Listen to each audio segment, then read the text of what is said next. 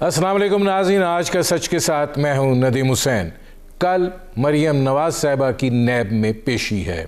दो चीज़ें जो हैं वो अहमियत की हामिल हैं। एक तो ये कि पीडीएम एक मरतबा फिर इकट्ठी नज़र आई है, गो कि सेकेंडरी क़यादत थी लेकिन ज़ाहिर है कि खड़े एक जगह पे थे। और आज राना सनाउल्लाह जब कल के हवाले से सूरत हाल बयान कर रहे थे तो उनके दाएं और बाएं जानिब अब्दुल गफूर हैदरी और कमर ज़मान कायरा खड़े थे और सब ने यक ज़बान होकर ये बात कही कि नैब के ज़रिए जो है वो पॉलिटिकल इंजीनियरिंग हो रही है और हम पीडीएम के प्लेटफॉर्म से मरियम नवाज़ शरीफ साहिबा के साथ जाएंगे और वहाँ पर एहतजाज जो है वो रिकॉर्ड कराया जाएगा। अब ये एक दिलचस्प सूरत हाल है क्योंकि पाकिस्तान पीपल्स पार्टी जो है वो ये समझती है कि निज़ाम मौजूदा जो निज़ाम है इसी में से रास्ता निकलता है। मुस्लिम लीग नवाज़ निज़ाम बदलना चाहती है। मुस्लिम लीग नवाज़ मुज़ाहिमत और टकराव पे जाना चाहती है। पाकिस्तान पीपल्स पार्टी जो है वो मफाहिमत का रास्ता अपनाना चाहती है। लेकिन जब जहाँ पे सियासी मफाद इकट्ठा हो जाए और चूँकि नैब से दोनों डसे में हैं तो फिर वो इकट्ठे भी हो जाते हैं और ज़ाहिर है फिर मौक़िफ़ भी एक हो जाता है। सियासत का दिल नहीं होता है, सियासत का मफाद होता है और सियासत में पिछले दरवाज़े भी खुले रखे जाते हैं और जब पिछले दरवाज़े खुले रखे जाएं तो फिर तमाम असूल पसंदी और तमाम मेरिट जो है वो गायब हो जाता है और फिर जिसको आप तसलसल के साथ पूरा एक साल सबसे बड़ा डाकू कहते रहें वो फिर पंजाब का स्पीकर भी बन जाता है। ये सूरत हाल जो है ये चलती चली जा रही है और ज़ाहिर है कि पाकिस्तान पीपल्स पार्टी और मुस्लिम लीग नवाज़ जो हैं नज़रियाती तौर पे दो मुख्तलिफ़ जमातें हैं, सोच के एतबार से भी, फ़िक्र के एतबार से भी और अमल के एतबार से भी। और यही वजह है कि मौलाना फजलुर रहमान साहब को ये कहना पड़ा और आसिफ अली जरदारी साहब को और नवाज़ शरीफ साहब को फ़ोन करके कि बच्चों को समझाया जाए वो बचगाना सियासत ना करें।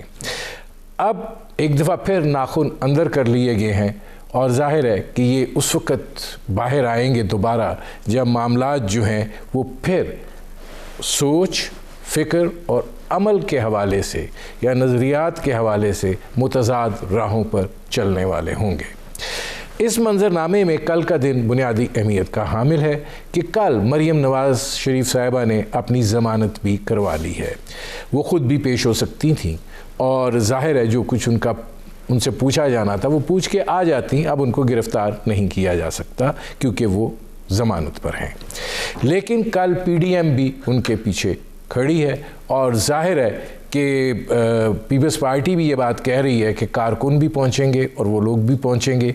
ये एहतजाज जो है महज एहतजाज तक महदूद रहता है या ये कि ये किसी की मामूली गलती या कोताही से किसी तसादुम में भी बदल सकता है और वो सूरत हाल जो है वो यकीनन तशवीशनाक होगी। बुनियादी तौर पर ये मंजरनामा है जिस पर करेंगे बात। आपका अपने मेहमानों से तारुफ़ करवाते हैं। हमारे साथ मौजूद हैं फ़िरदौस शमीम नकवी साहब, पाकिस्तान तहरीक इंसाफ के रहनुमा हैं। हमारे साथ मौजूद हैं मलक अहमद ख़ान साहब, मुस्लिम लीग नवाज़ के रहनुमा हैं और हमारे साथ मौजूद हैं senator Palwasha Khan, Pakistan peoples party की रहनुमा हैं। फ़िरदौस शमीम नकवी साहब, एतराज़ जो है बुनियादी तौर पे वो ये है कि आप एहतसाब जो कर रहे हैं आप एहतसाब सारों के लिए नहीं कर रहे हैं। आपने दो पार्टियां टारगेट कर ली हैं और अपना एक नस्बुल ऐन बना लिया है कि बज़रिया नैब जो है उनके ताक़ुब में जाना है। ये वजह बन रही है कि जो पॉलिटिकल माहौल है उसमें एक पोलराइजेशन आ गई है। बिस्मिल्लाहिर्रहमानिर्रहीम। नदीम भाई, सूरत हाल ये है कि नैब का कानून हमने बनाया नहीं, नैब का चेयरमैन हमने लगाया नहीं, नैब में जो इस वक्त केसेस के ऊपर इन्वेस्टिगेशन की जा रही है वो हमने बनाई और जवाब आप मुझसे मांग रहे हैं कि आप ये कर रहे हैं। ये जमातें, हमें तो 2.5 साल हुआ, इन दोनों जमातों को 5-5 साल वक्त मिला, नैब के कवानीन को दुरुस्त कर लेते। मलिक भाई जो हैं वो बड़े संजीदा सोबर किस्म की गुफ्तगू करते हैं।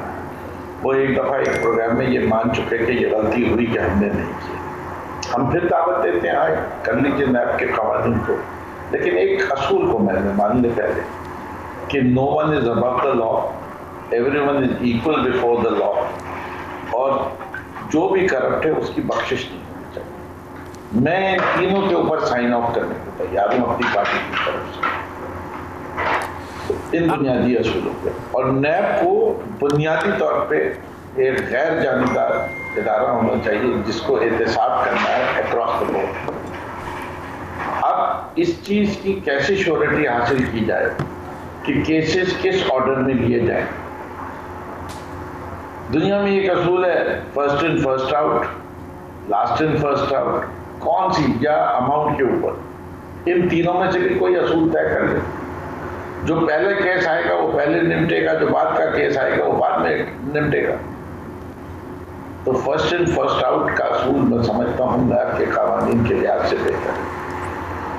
तो और no one above the law. ठीक है, मैं आता हूँ फिरदौस साहब, आपने ये एक संजीदा बात की है। इसमें मलिक अहमद खान साहब ये फरमाइएगा कि ज़्यादा टाइम नहीं गुजरा, कुछ दिनों की बात है कि मुस्लिम लीग नवाज़ और पाकिस्तान पीपल्स पार्टी के नाखून बाहर आ गए थे, और जाहिर है कि उसमें डायरेक्ट और इनडायरेक्ट बहुत सख्त दोनों तरफ से अल्फाज का जो है तबादला हुआ है। लेकिन आज जब मरियम नवाज़ शरीफ साहिबा की पेशी आ रही है तो फिर पाकिस्तान पीपल्स पार्टी और मुस्लिम लीग नवाज़ इकट्ठे हैं, और ज़ाहिर है JUI तो आपके साथ थी ही, उन दैट सेंड 9 जमातें जो आप कहते हैं। सिर्फ इसमें जो बुनियादी वजह जो है वो नैब है कि आप इकट्ठे हो गए दोबारा? नहीं, देखिए नदीम साहब, ये जो सवाल ये उठता है कि बुनियादी वजह नैब है, ये नैब सिर्फ एक अदारे का नाम नहीं है कि नैब के आप सिर्फ एक नैब की बात कर रहे हैं। ये बेसिकली उस नाइंसाफ़ी, उस बेअसूली, उस ज़्यादती, उस ऑपरेशन के ख़िलाफ़ बात है जो कि होनी चाहिए। अच्छा, देखिए नैब को एज ए टूल यूज़ कर रही है गवर्नमेंट, और नैब का ये इस्तेमाल प्री इलेक्शन जब अभी मुस्लिम लीग की हुकूमत मौजूद थी उसकी भी एविडेंस मिलती है कि उसने किस तरीके से किया और कैसे वो पटिशन्स कन्वर्ट हुई, और उन पटिशन्स के नतीजे में जो नैब का किरदार नहीं भी था वो एक ऑडिटर का रोल भी नैब को दे दिया गया। और फिर नैब की जो पूरी पिछली 3 साल की आपके सामने कार्रवाई है वो भी कोई ढकी छुपी नहीं है। और नैब ने किया क्या है कि तमाम अपोजिशन पार्टीज़ के जितने भी कोई लोग वो इसके अंदर इन्वॉल्व कर सकते थे, किसी के ऊपर कोई एक मुकदमा कायम कर दिया, किसी को गिरफ़्तार कर लिया, किसी पे रेफरेंस कायम नहीं किया और उसको 2-2 साल जेल के अंदर डाले रखा। तो ये तो एविडेंट है। नहीं मलिक साहब, यहाँ पे एक सवाल है। मलिक साहब, यहाँ पे एक सवाल है। सवाल मेरा ये है, क्योंकि मैंने फिर वो फिरदौस साहब ने जो बात की है उस तरफ भी जाना है। सवाल मेरा आपसे ये है, चूँकि ये मुकदमात आपके और पीपल्स पार्टी के अदवार में बने हैं, तो दोनों बैठ के ज़रा ये बात कह दें कि हमने एक दूसरे के ख़िलाफ़ झूठे मुकदमात बनवाए थे, हमने गलत मुकदमात जो हैं वो कायम किए थे, जो चीज़ें हमने ये की हैं ये हकीकत पर मबनी नहीं है। और ये जब आप ये कह रहे हैं कि इंतकामी कार्रवाई है, तो इंतकामी कार्रवाई की कोई बुनियाद होगी ना, तो उस बुनियाद से तो आप इनकारी हों कि आपने एक दूसरे के ख़िलाफ़ ये किया गया है। नहीं, मैं इस तासुर को रद्द करता हूँ कि जो ये तासुर हुकूमत उभारती है कि ये मुस्लिम लीग के दौर में या पीपल्स पार्टी के दौर में एक दूसरे के ख़िलाफ़ कायम किए गए मुकदमात थे। अभी देखें ना, फॉर एग्ज़ाम्पल ये चौधरी शुगर मिल्स का मुकदमा है, या ये जो अराज़ी का अभी जो दोबारा नोटिस भेजा गया, तो ये मुकदमात तो अभी इस दौर के अंदर यही इन्होंने without aliasing any proceed of crime कोई एक बात किए बगैर उनको इस तरह के मुकदमात की शक्ल दी कि जिसमें जो चीज़ें FBR के कंट्रोल में होनी थी वो भी नैब के पास भेज दी, वो जो एक सिंपल ट्रांजैक्शंस का केस था वो भी उठा के नैब के पास भेज दिया और किसी में प्रोसीड ऑफ क्राइम अलेज नहीं की। اور یہ اس طرح کے مقدمات جن کا کوئی کسی لا کے اندر ڈیفائنڈ ایز کرائم بھی نہیں ہے اور وہ بھی نیب کے ایمبٹ میں دے دینا اور اس کو باقی اداروں کو ریڈنڈنٹ کر دینا، تو نیب کو تو ایک اوور آرچنگ ایک سپرفیشل رول پرووائڈ کر دیا گیا جو کہ قانون میں بھی نہیں تھا اور وہ ہر طرح سے آپ کے فنڈامنٹل رائٹس کی بھی نفی کرتا تھا. تو نیب کے خلاف بات کرنا میرا خیال ہے کہ یہ ایک it's a statement of an oppressed against an oppressor. میں ملک صاحب آتا ہوں. اسٹیٹ کا انسٹیٹیوشن زیادتی کریں. جی میں ملک صاحب آتا ہوں. اب پلوشہ خان صاحبہ، پہلے تو آپ کو مبارک کہ آپ سینیٹر منتخب ہو گئی ہیں. یہ فرمائیے گا کہ یہ جو دوبارہ Pakistan Peoples Party P D M کے پلیٹ فارم پہ آ کے کل مریم نواز شریف صاحبہ کے ساتھ آ رہی ہے، اس کا بنیادی محرک اور بنیادی مرکز جو ہے وہ نیب ہی ہے، کیونکہ آپ بھی ادھر سے زخم خورد ہیں اور آپ کے بھی مقدمات جو ہیں وہ چل رہے ہیں. بہت شکریہ ندیم صاحب. بات یہ ہے کہ نیب والی پٹاری میں اب کچھ ایسا نہیں ہے کہ جو نیا نکلے اور جس سے آزمایا جا سکے یا تو پی ایم ایل این پر یا پیپلز پارٹی پر یا کسی بھی جو یا مولانا صاحب پر. اب اس کہتے ہیں یہ ہاتھ جو ہے سب کے تقریباً آزمائے ہوئے، لہٰذا اس پٹاری میں سے کوئی نیا جو ہے یہ کچھ کھینچ کے باہر نہیں نکال سکتے کوئی ایسا سانپ جو کہ اس وقت جو ہے اس الائنس کو ظاہر ہے ایک دباؤ پیدا کر کے کسی ایک فریق پر اس کو پیچھے کر سکے یا اس معاملے میں جو ہے وہ جس مقصد کے لیے پی ڈی ایم بنی ہے اس کو کمزور کیا جائے. اس پر جب سپریم کورٹ جو پاکستان کی سب سے بڑی عدالت ہے اس نے نہ صرف اس نے بلکہ انٹرنیشنل اداروں نے اس پر اپنی ایک رائے دے دی ہے اور یہ بات اب زبان زد عام ہے کہ نیب کا استعمال کس طریقے سے کیا جاتا رہے. باقی باتیں کچھ ایسی بھی ہیں جو آپ کو ہمیں پتہ ہے وہ دہرانی نہیں چاہیے. لیکن بات یہ ہے کہ ہم یہ سمجھتے ہیں کہ جیسے کوئی بھی الائنس ہوتا ہے، انٹرنیشنل الائنسز بھی ہوتے ہیں تو وہ ایک دوسرے کے ساتھ سٹک کرتے ہیں. حتیٰ کہ یہ تو چلے ہمارا ایک پولیٹیکل الائنس ہے، یہ جو بڑے بڑے دنیا کے الائنس ہیں، نیٹو ہے، دوسرے اس میں بھی ایک فریق پر اٹیک سب پر اٹیک سمجھا جاتا ہے. پارٹ آف جو ان کا اپنی ایس او پیز ہوتے ہیں اور ان کا جو پلوشہ صاحبہ یہاں میرے سے ایک سوال ہے، چونکہ آپ نے اٹیک کی بات کی، جب دو فریق جو ہیں وہ ایک دوسرے پر اٹیک شروع کر دیں تو پھر آپ سمجھتی ہیں کہ اس اتحاد میں کوئی جان رہ جاتی ہے؟ کون سے اتحاد میں؟ جی پی ڈی ایم کی بات. پی ڈی ایم کے میں مسلم لیگ نواز اور پیپلز پارٹی کی آپس میں جو وہ کھٹ پٹ ہوئی ہے، نظریاتی اختلاف اپنی جگہ.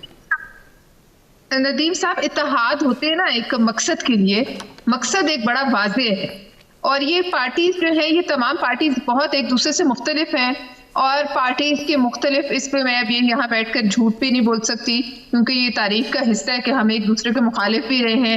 یہ بھی تاریخ کا حصہ ہے کہ بہت سی باتوں پر ہم لوگ آئیڈیولوجیکلی بھی شاید ایک دوسرے کے قریب نہ ہوں. لیکن یہ بھی تاریخ کا حصہ ہے کہ جب ایم آر ٹی کی موومنٹ چلی تھی تب بھی بہت سے اختلافات تھے اور بیگم نصرت بھٹو صاحبہ نے ان لوگوں کو بھی اپنے ڈرائنگ روم میں ویلکم کیا جنہوں نے بھٹو صاحب کے لیے کہا کہ ان کو پھانسی لگایا جائے. لیکن چونکہ سیاست کے لیے اسی قسم کا دل گردہ چاہیے، انہوں نے ان سب کو بٹھایا اور بڑے مقصد کی طرف چلی. پھر سب نے، آپ نے دیکھا مقصد حاصل ہوا، اس کے بعد سب نے الیکشن جو لڑے وہ اپنے اپنے نشانوں پر لڑے.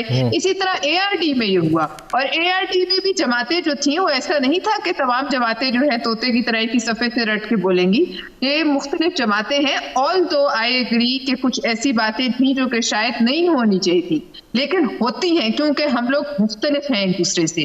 لیکن ہم سب ایک مقصد کی طرف جو ہے وہ مقصد اتنا بڑا ہے کہ اس کے لیے اگر کوئی چھوٹا موٹا اختلاف ہے تو ہم نے یہ سمجھ لیا ہے کہ اس اختلاف کو سامنے نہیں آنا چاہیے. اور میں یہ بھی سمجھتی ہوں کہ اس میں اتنی جان بھی نہیں تھی اس اختلاف میں جتنی کہ حکومت کی طرف سے بغلے بجائی گئی. مجھے پلوشہ صاحبہ ایک بریک لینا پڑ رہا ہے. ناظرین ہماری گفتگو جاری ہے، ایک مختصر سے کمرشل بریک کا وقت ہوا ہے، ملتے ہیں اس وقفے کے بعد.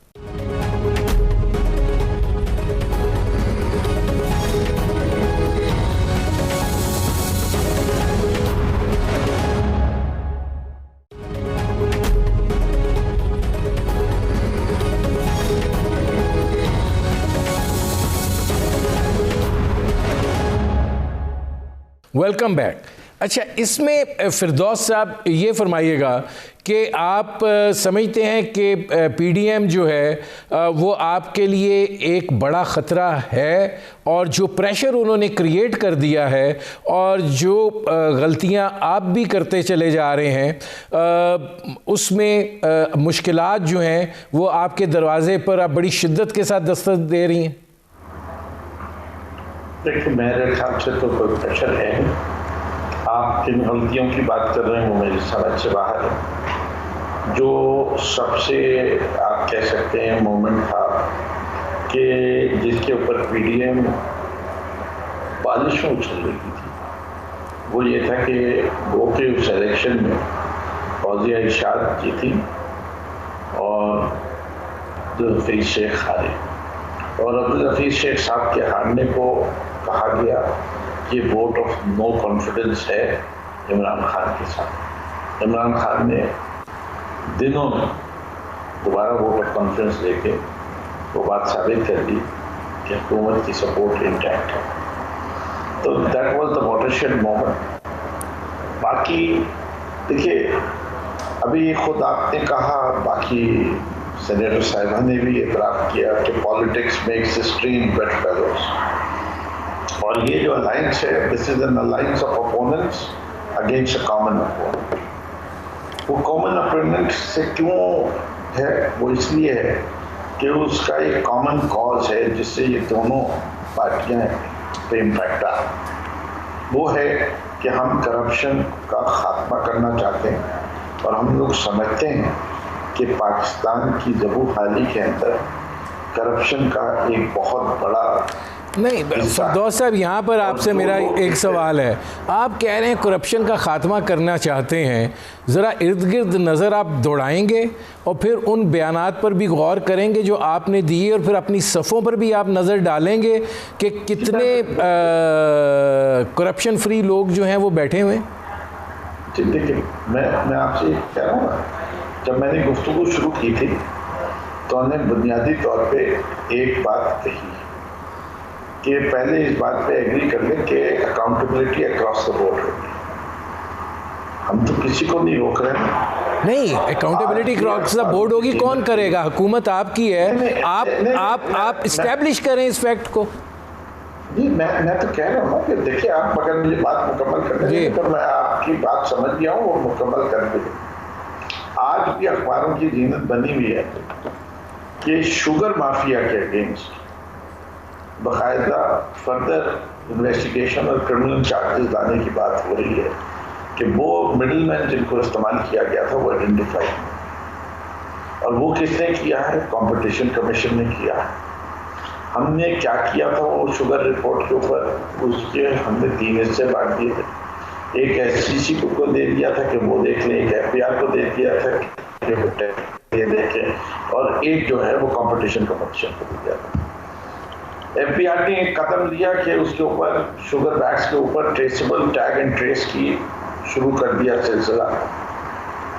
تو ایک امپروومنٹ لانے کی کوشش ہوئی، باقاعدہ اسٹیمپنگ ہو رہی ہے جس سے وہ ٹریس ہو جائیں گے، ٹیگنگ ہو رہی ہے جس سے ٹریس ہو جائیں گی ہر ایک بوری. کمپٹیشن کمیشن اپنا کام کر رہی تھی، اس کے اندر اس نے رپورٹ دے کے وہ کر دیا. حکومت اپنی جگہ اس وعدے پہ قائم ہے کہ اس معاشرے کو کرپشن سے پاک کرنا ہے.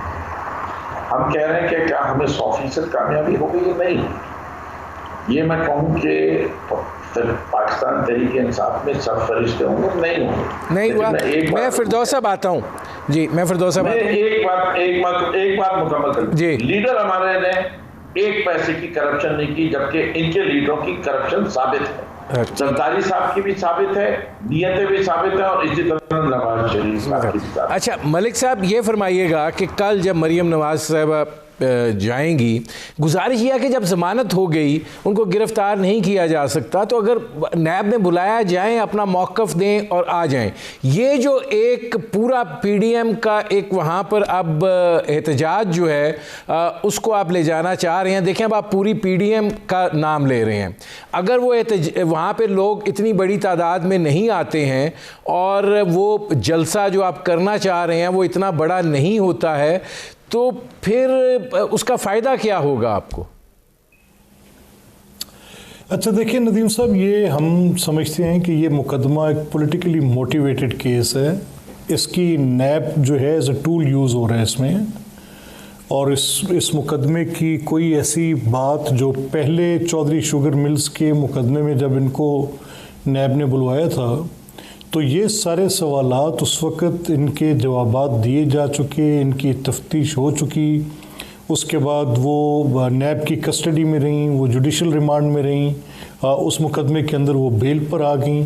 پھر وہی ایک کویسچنیئر دوبارہ سیکنڈ ٹائم صرف اس لیے کہ وہ پولیٹیکل ایکٹیویٹی کر رہی ہیں اور ان کو نیب میں بلا کے ان کو کسی طرح سے ہراس کیا جائے، تو اس کے خلاف لوگوں کی ایک پولیٹیکل ریزننگ ہے کہ یہ ایک پولیٹیکل وکٹمائزیشن پہ بیسڈ ایک نوٹس ہے، اور اس پر لوگوں کے اندر ایک بڑا کنسرن پایا جاتا ہے جو ان کے ساتھ ان کی جماعت کے لوگ ہیں یا الائڈ پارٹیز کے لوگ ہیں، کہ یہ تو ایک بڑی غلط روش ہے کہ جو تھوڑا بولے گا، ووکل ہوگا، اس کو نیب کے ذریعے بلا کے آپ گرفتار کر لیں گے.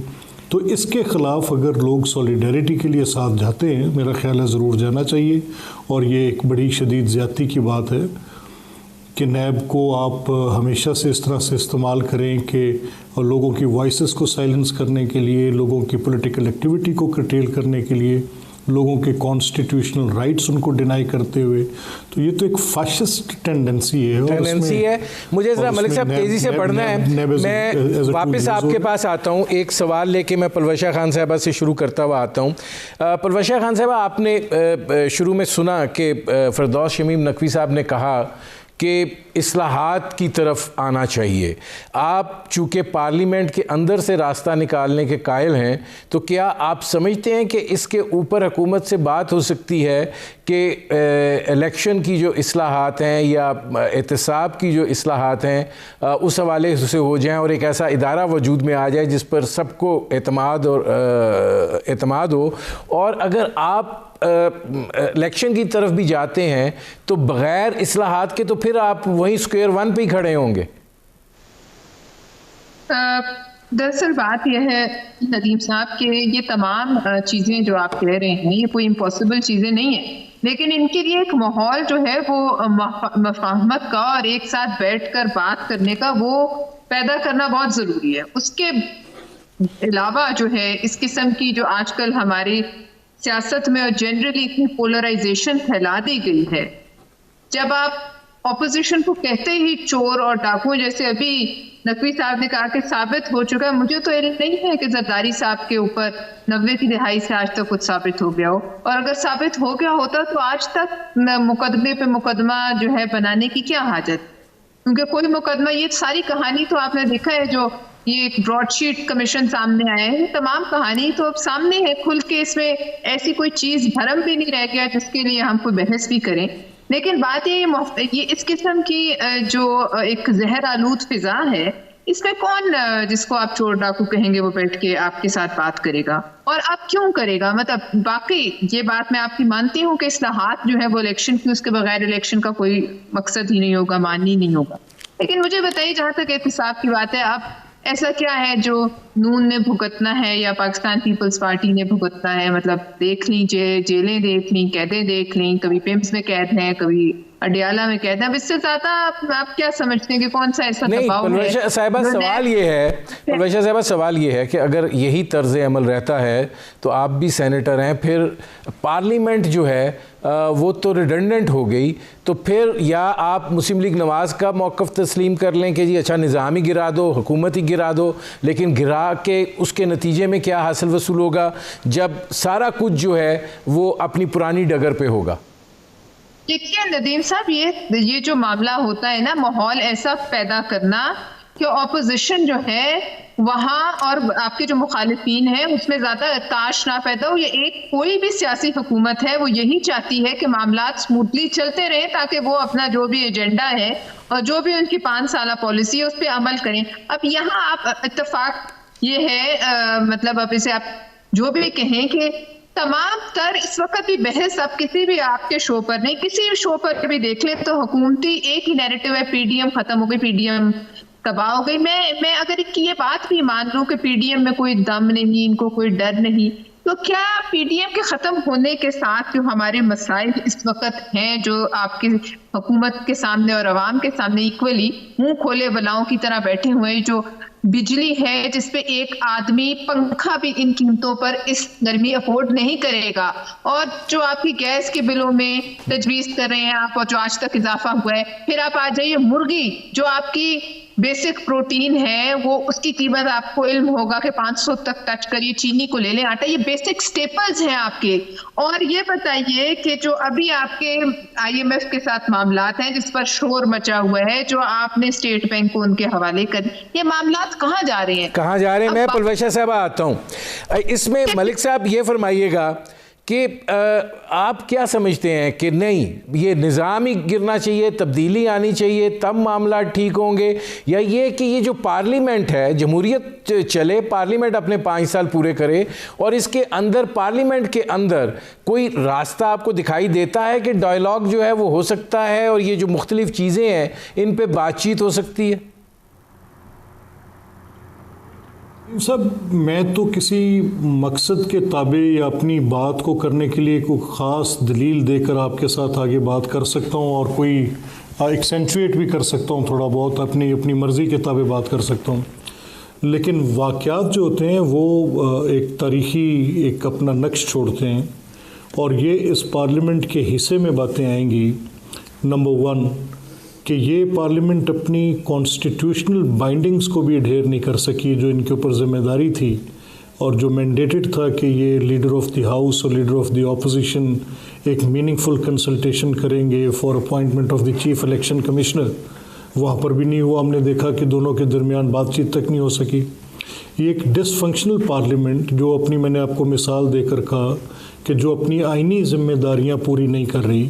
اس پارلیمنٹ کی ابھی تک ہمیں کوئی حیثیت جس میں لیجسلیٹو ایک بڑی ایبلٹی نظر آئی ہو، وہ بھی گورنمنٹ نے صرف آرڈیننسز کے ساتھ اپنا کام چلایا ہے اور پارلیمنٹ کو صرف اپنے مقاصد کے تحت استعمال کرنے کی کوشش کی ہے.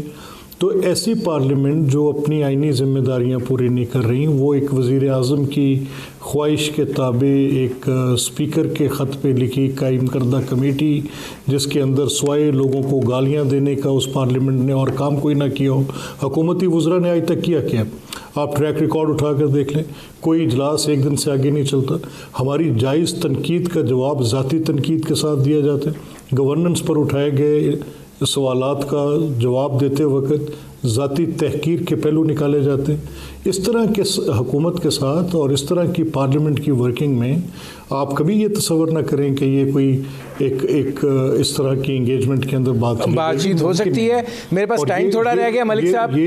جی ملک صاحب ٹائم تھوڑا رہ گیا، میں ذرا فردوس صاحب کو موقع دینا چاہ رہا ہوں کہ وہ کریں.